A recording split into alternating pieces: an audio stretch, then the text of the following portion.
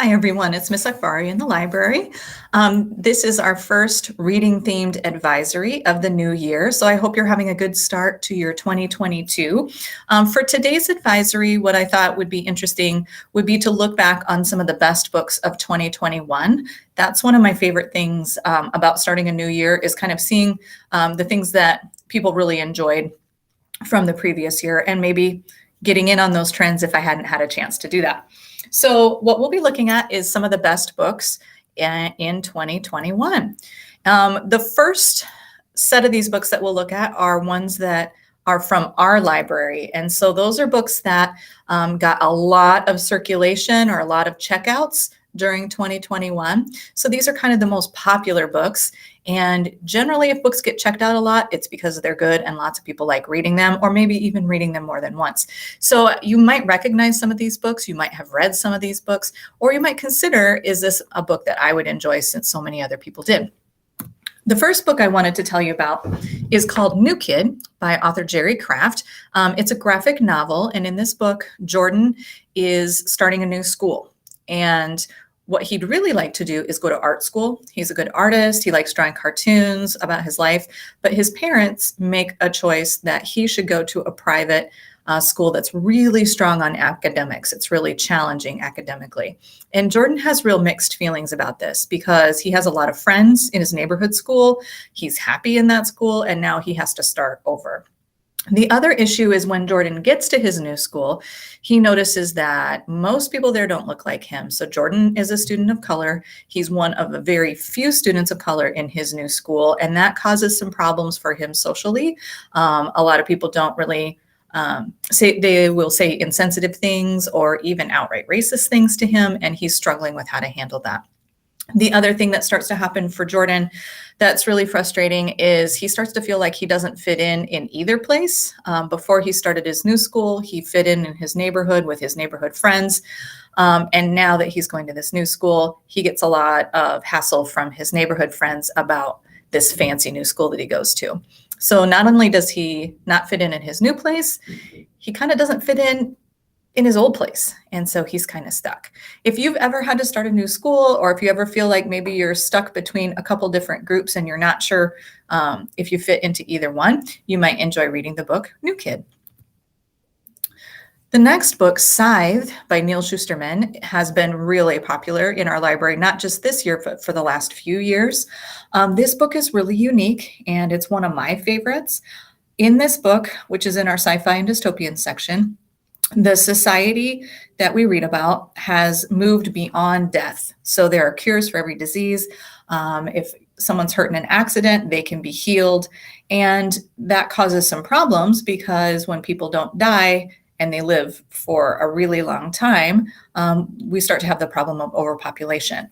So the society has created a job called the Scythe, and their job is to kill people, or they call it gleaning people. And the Scythes kind of get to decide how they're going to do that, what morals they use to guide that situation. And Scythes have access to every luxury, every possible thing, and people are afraid of them, so they can manipulate people as well. Our two main characters in this book are teenagers called Citra and Rowan. They are picked to be an apprentice to a Scythe, which means they're going to learn how to do this job. And neither of them want to do this job, but the benefits of being in the apprenticeship program are really too great. It keeps their family safe, it keeps them safe, which is something they're not really guaranteed unless they participate. And along the way, they're going to have to make some really tough choices. So if you like really unusual books, if you like reading dystopian novels where something isn't quite right in the world, I think you'll like reading the book Scythe. And then the last book that was really popular that I want to tell you about in our library this year is The Girl I Used to Be. This is an April Henry book. She's written a lot of mysteries in our library. And in this book, Olivia is the sole survivor of a murder that happened like 14 years ago. And what people assume happened is her mom was killed by her father, and then her father disappeared.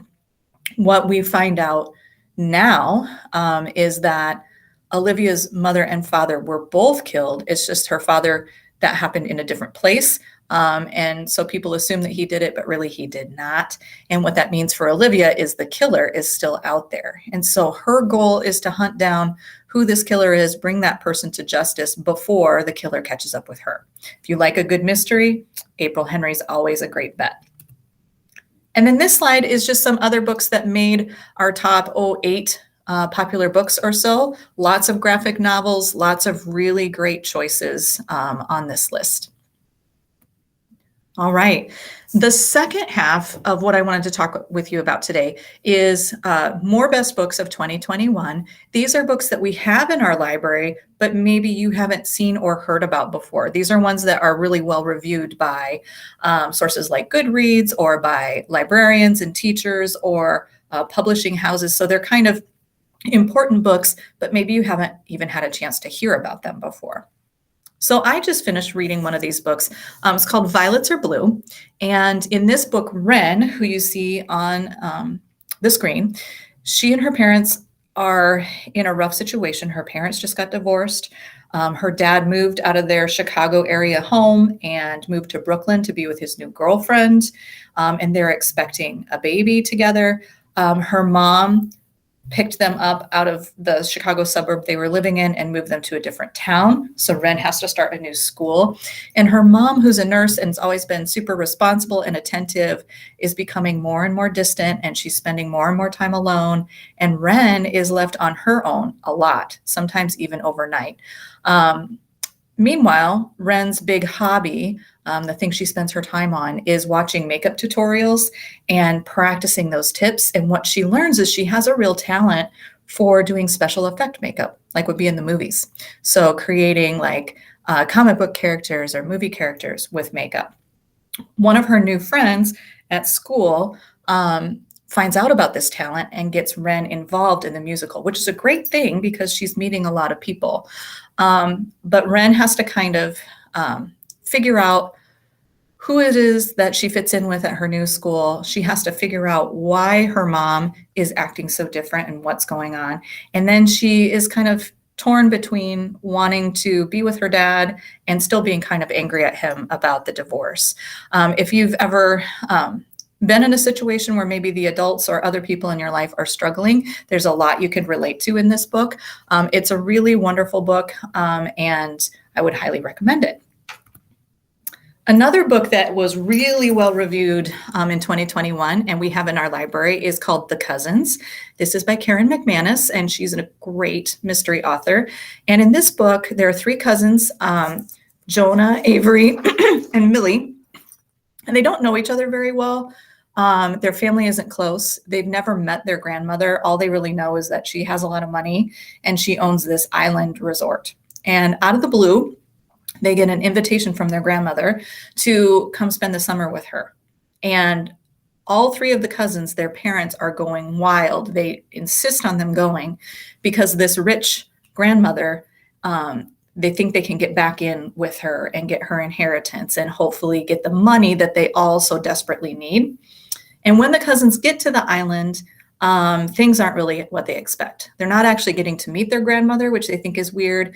And the more time they spend, the more they realize the things they've been told about their family might be covering up some pretty dark secrets. So if you like a good, dramatic, juicy mystery, you might think about reading The Cousins by Karen McManus.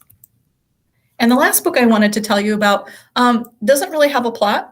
This book is called Black Boy Joy. It's brand new to our library. It's put together by the author Kwame Mumbalia, who has some other books in our library. But really what this book is a collection of short stories and poems and comics. And it's all about a black boy identity and how great that can be. And a lot of times when we talk about differences between cultures, we focus on the problems that causes, but really that's not how it is. There's a lot to love about all of our lives, and that's what this book is all about. Then just to kind of keep in mind too, we have several other books in our library that have been really well reviewed throughout the year. Maybe you've seen them. I've talked about a few of them. Maybe you've checked one of them out. If you haven't had a chance to read any of these books, we'd encourage you to come into the library. And of course, we're always happy to help you to find something that really fits what you're looking to read.